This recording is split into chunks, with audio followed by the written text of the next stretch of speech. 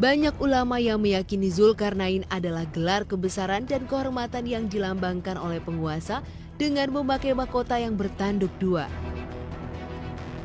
Biasanya, dua tanduk tersebut dilambangkan dengan tanduk lembu liar yang terpisah ke kiri dan ke kanan, serta terbuat dari emas. Ketika seorang memohon ampun atau menghadap kepadanya, orang tidaklah menyebut namanya. Tetapi mereka menyebut mahkota yang merangkap gelar kebesarannya dengan mengatakan, "Wahai Zulkarnain" atau "Wahai yang empunya dua tanduk." Sebagian ulama ada juga yang berpendapat bahwa Zulkarnain bukan berarti dua tanduk tapi bermakna dua masa, yaitu masa ketika ia menaklukkan negeri-negeri di bagian barat dan masa ketika ia menaklukkan negeri-negeri di bagian timur. Dalam perjalanannya ke belahan barat bumi, Zulkarnain bertemu dengan suatu kaum yang hidup dalam ketakutan yang mencekam. Al-Quran menyebut tempat itu sebagai Bain as-Saden, sebuah daerah yang terdapat di antara dua gunung yang tinggi. Salah seorang penduduk berkata, "Wahai Zulkarnain, sesungguhnya Yakjus dan Makjus adalah orang-orang yang senang berbuat kerusakan di muka bumi. Kami akan memberikan imbalan kepadamu jika kamu dapat membuat tembok pemisah antara kami dengan mereka." Zulkarnain menyanggupi permintaan tersebut.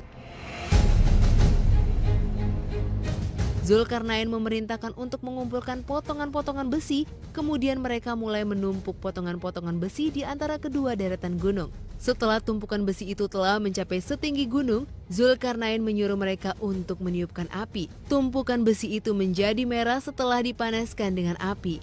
Kemudian Zulkarnain menuangkan tembaga mendidih ke dalam tumpukan besi itu, sehingga bagian yang satu melekat dengan bagian yang lain dan bersambung dengan deretan gunung-gunung itu. Tembok besi itu pun selesai dibangun sehingga Yakjus dan Makjus tidak dapat mendaki tembok tersebut dan tidak dapat melubanginya. Yakjus dan Makjus terkurung di antara tembok itu hingga suatu hari nanti Allah Subhanahu wa Ta'ala akan menghancurkan tembok tersebut. Ketika tembok itu dihancurkan, Yakjus dan Makjus akan menyerbu bangsa-bangsa yang berdekatan dengan mereka sampai wilayah timur dan barat.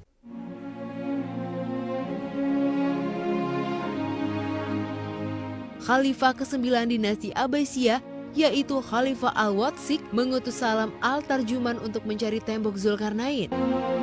27 hari Salam mengarungi puing-puing daerah Basjarat.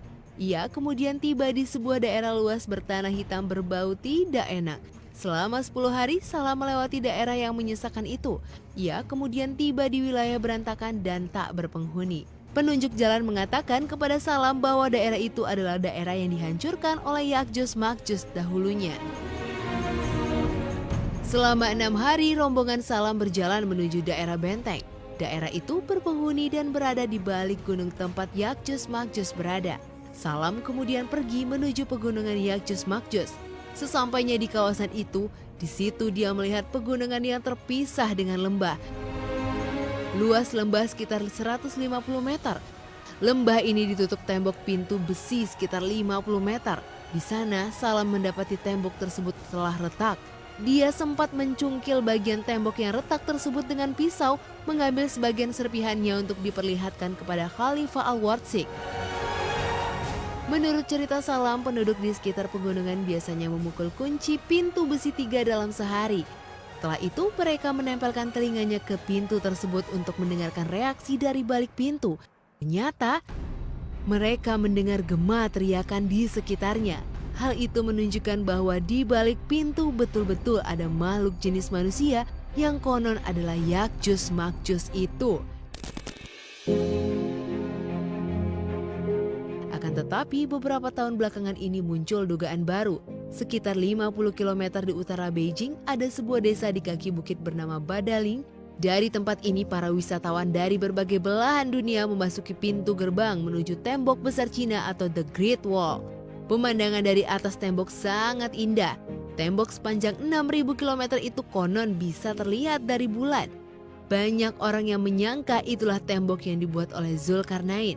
Namun jika dilihat secara fisik terdapat perbedaan yang sangat jelas antara tembok yang dibangun Zulkarnain dengan tembok Cina. Pertama, tembok Cina terbuat dari susunan batu bata. Sedangkan dalam Al-Quran disebutkan tembok Zulkarnain terbuat dari tumpukan besi yang kemudian dicampur dengan tembaga. Kedua, tembok Cina dibangun secara bertahap selama ratusan tahun dari berbagai dinasti yang memerintah di Cina, di antaranya dinasti Han dan Ming. Sementara itu, penjelasan Al-Quran, tembok itu dibangun oleh suku bangsa yang memerintah pertolongan kepada Zulkarnain. Dan setelah selesai, Zulkarnain menyatakan bahwa tembok tersebut tidak akan bisa dilewati dan dilubangi oleh Yakjus dan Makjus. Keberadaan Raja Zulkarnain, Yakjus dan Makjus serta tembok yang dibangunnya diyakini kebenarannya karena telah tercantum dalam kitab suci Al-Quran dan Taurat. Akan tetapi siapa sebenarnya sosok Zulkarnain, di mana letak pasti tembok yang dibangunnya, serta kapan Yakjus dan Makjus akan keluar dari dalam tembok, semua itu masih menjadi misteri.